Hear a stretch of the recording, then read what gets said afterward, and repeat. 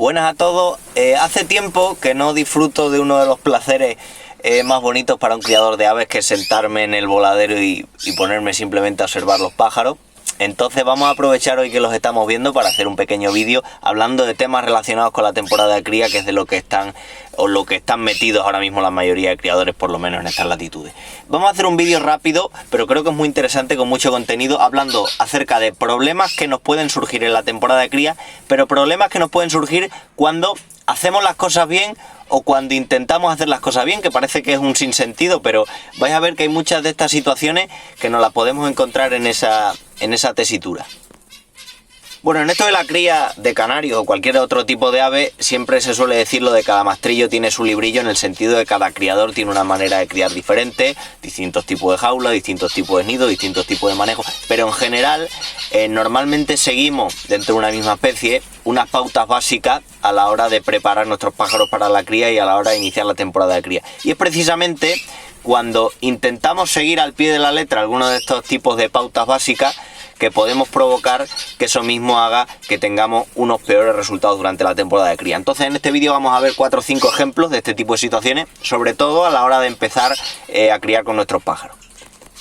Por ejemplo, respecto a cuándo empezamos a encelar a nuestros pájaros, hay una norma más o menos. Hay criadores que lo hacen de una manera, otros de otra. Por ejemplo, hay muchos criadores que lo que hacen es primero tener separado al macho en la jaula de cría y luego ya después meter a la hembra. Otros que directamente lo ponen con la rejilla para que se vean, otros que directamente lo juntan. Pero por norma, lo que solemos entender es que los machos se tienen que encelar un poquito antes y las hembras, digamos, aguantarlas un poquito más de cara al celo. Vale, entonces lo que hacen muchos criadores profesionales, y lo hacen en ese sentido muy bien, es que, por ejemplo, apartan individualmente los machos en las jaulas de concurso. Esos machos, si el criadero, por ejemplo, es interior, recibe luz artificial, esos machos ya tienen disponible, van aumentando gradualmente las horas de luz, pero ya tendrían disponibles para el inicio de la temporada unas 13-14 horas, que sería en muy buena medida. Y mientras las hembras, en una zona o bien más de umbría, por así decirlo, sin aplicarles tantas horas de luz, las hembras siguen acumulando reservas. Esto, lógicamente, si lo hacemos en el mismo local, lo que puede hacer algunos criadores es que tapan un poco a las hembras con la idea de aguantarlas un poquito el celo hasta en el momento justo donde la echen al macho. Pero se pueden dar situaciones, son muy extremas, hay que reconocerlo, pero se pueden dar situaciones donde ese tapar excesivo de los pájaros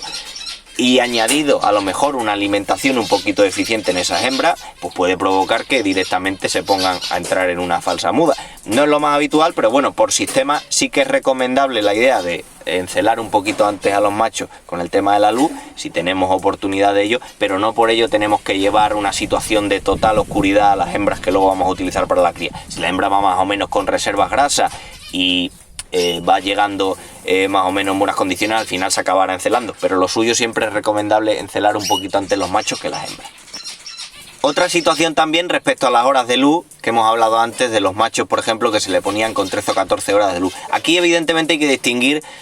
la mayoría de criaderos, por así decirlo, profesionales, que ya trabajan con sistemas de luz artificial, luces LED y demás, de los criaderos que utilizan, digamos, el sistema más natural, como por ejemplo en mi caso, que crío en una terraza. Entonces, si tenemos la oportunidad de controlar las horas de luz a los pájaros, mucho más fácil criar a nuestro antojo y poder adelantar la cría o atrasarla o poder llevarlos a un estado de celo normal. Esta es una de las claves por las cuales hay aviarios profesionales que directamente, y lo vemos en muchos vídeos de YouTube, que directamente, llegando los pájaros bien preparados, en apenas una semana tienen todas las hembras con el nido hecho y ya se empiezan a hacer huevos. Y eso es una de las maneras más adecuadas para conseguir la ansiada sincronización de pareja, es decir, que si ponemos 10 o 15 parejas, pues todas más o menos hagan la puesta a la vez, que es una de las razones por las que podemos tener mejores resultados para la cría. Pero lo que sí es cierto es que yo, por ejemplo, ahora en mi aviario, por ejemplo, en las fechas en las que estamos, aproximadamente puede amanecer alrededor de las 8 de la mañana hasta las 7 y algo, pues tienen horas de luz, es decir, de forma natural en el criadero, si está bastante iluminado, pues tienen unas 11 horas y pico, no llegará a 12 horas de luz. No es exactamente tanta cantidad de luz como las que tienen estos aviarios, sí, pero más o menos podría ser una medida normal para que se vayan encelando los pájaros de forma natural. De hecho, hay criadores, yo por ejemplo me gusta criar un poquito más tarde, pero hay criadores que prefieren criar pronto por el tema del calor, y más o menos en una terraza, por ejemplo, se puede criar con esta medida de horas de luz. Es decir, una cosa es la idea que tengamos teórica y si la podemos aplicar con la luz artificial bien, y otra cosa es que como ahora mismo mis pájaros no llegan a 12 horas de luz, pues no me pongo a criar, ¿no? Depende de las características de un criadero, pues puedes tener unos resultados más o menos decentes así. Ahora un tema relacionado con los concursos que me parece interesante, porque hace unos días estuve hablando con un compañero que este año por distintos motivos no ha podido participar en concursos. Él solía participar en 3-4 concursos y me decía que este año él también suele criar antes, utiliza el sistema de luz artificial, de hecho ya está teniendo pichones, y que este año está teniendo muchos mejores resultados, o por lo menos al inicio de la temporada según me dice, y él lo achaca en parte a que las hembras, las hembras y los machos en general de su criadero, pero sobre todo habla de las hembras, no hayan participado en concursos. ¿Hay alguna relación entre participar con esos pájaros en concurso y luego tener malos resultados en la cría? A ver, en principio no lo podemos considerar así, pero tenemos que tener en cuenta dos situaciones. La primera es que en un concurso sí que hay riesgo de que el pájaro, uno de los riesgos es que el pájaro pueda perder condición corporal y se pueda debilitar un poco. Es normal llevar un pájaro, por ejemplo, obeso o bastante gordito a un concurso, y simplemente por el hecho, aunque esté comiendo bien y tal, pero simplemente por el hecho, y aunque esté en una jaula pequeña, por el hecho del estrés, de que se muevan, de que está un poco más alterado, de la cantidad de horas de luz del concurso, que eso hace que el pájaro se encuentre más activo, pues puede perder bastante cantidad de peso. Es decir, es normal que muchos pájaros nos lleguen de los concursos, de cada concurso flojito. También depende de que el criador cuántos concursos le meta a un mismo pájaro. Yo, por ejemplo, por costumbre, normalmente hacía 2 concursos por pájaro máximo, y había pájaros que incluso solo participaban en un concurso. Si le metemos una traca de 3, 4, 5 concursos al mismo pájaro, pues aparte de que en la pluma se notará seguramente, salvo que sea muy tranquilo, también lo vamos a notar que sea más fácil que llegue a tener problemas en la cría. Problemas sobre todo relacionados con la falta de reservas grasas, porque claro, en ese periodo en el cual él ha estado moviéndose, él ha estado activo en los concursos, pues hay otros pájaros que directamente han tenido ese reposo completo invernal, y eso también se tiene que notar. También es verdad que muchas veces de los concursos nos pueden llegar, no es la norma general, pero podemos ocurrir de encontrarnos con pájaros que llegan un pelín enfermos, más debilitados, pues por ejemplo porque se contagian de cocidio, porque llegan con una cierta carga de mega, alguna bacteria, etcétera, etcétera. Entonces esa situación también la podemos encontrar de pájaros que llegan con el intestino un poquito más inflamado. Por eso siempre es bueno tratamientos recuperadores a los pájaros cuando vienen de los concursos, pero en principio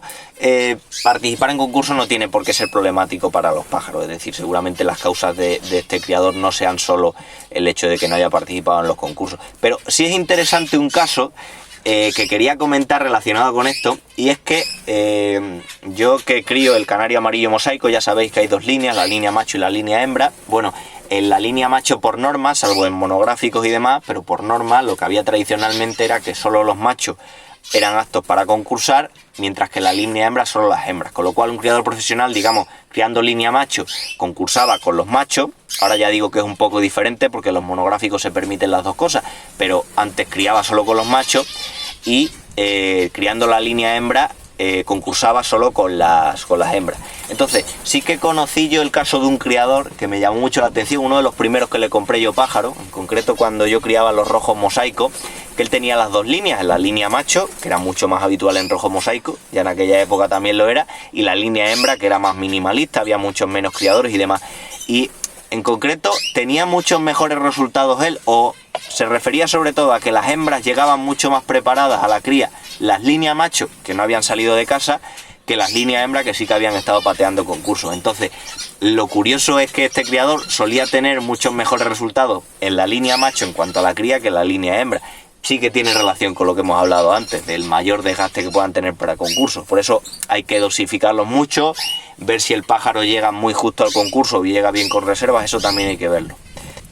Y luego también otro tema de los concursos es que esa cantidad de horas de luz antinatural, en el sentido que son en un periodo, por ejemplo, otoñal, que normalmente no cría, por ejemplo los canarios, pues puede hacer que los machos lleguen muy encelados a casa cuando vuelvan del concurso. Los vemos que llegan cantando mucho, muy alocados.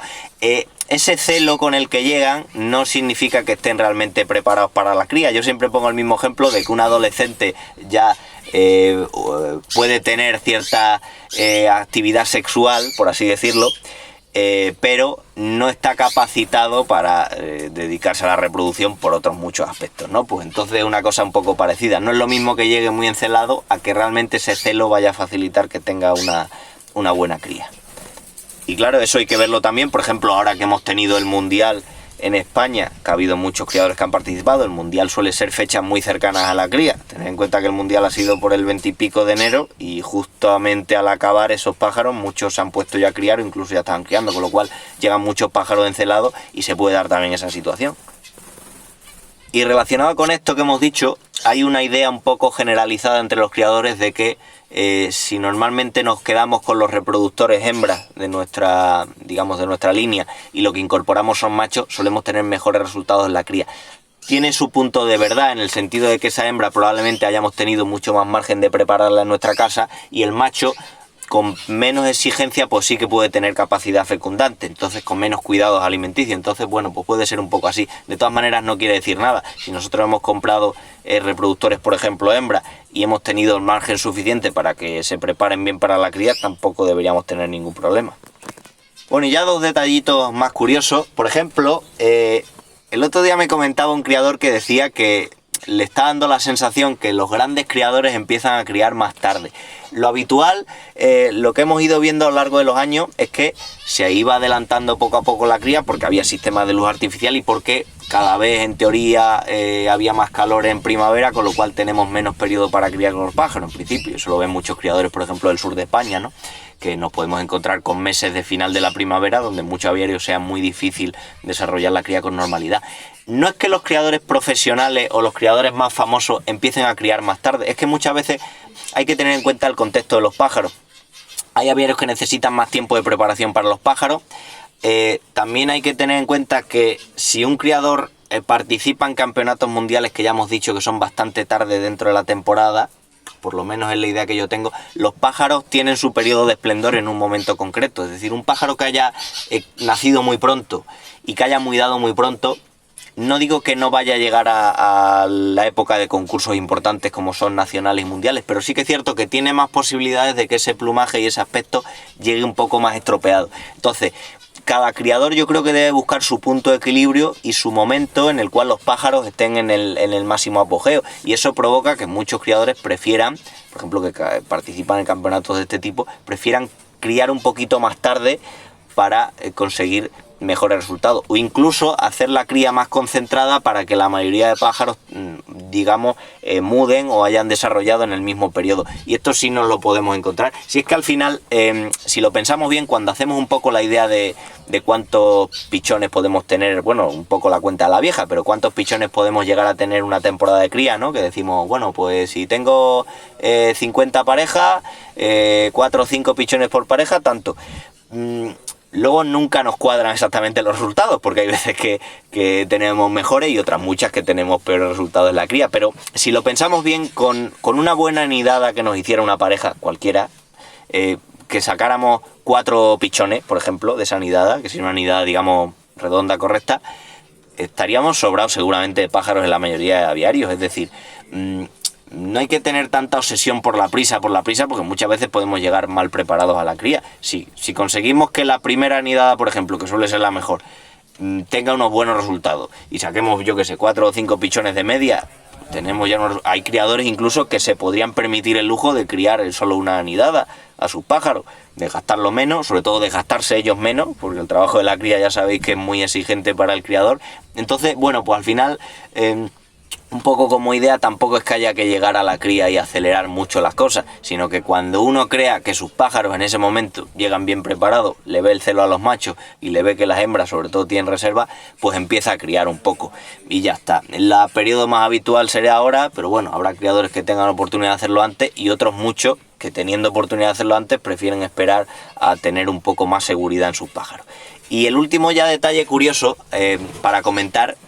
Seguramente habéis visto muchos vídeos dentro de la cría de los canarios que hablan del recorte de las plumas. Hemos hablado nosotros también muchas veces y en todos los canales en general hablan de ello, ¿no? Que antes de empezar la temporada, sobre todo antes de juntar las parejas, sobre todo en variedades que tienen mucha más pluma, es conveniente recortar un poco las plumas alrededor de la cloaca para facilitar que haya contacto entre las dos cloacas y facilitar un poco la fecundidad.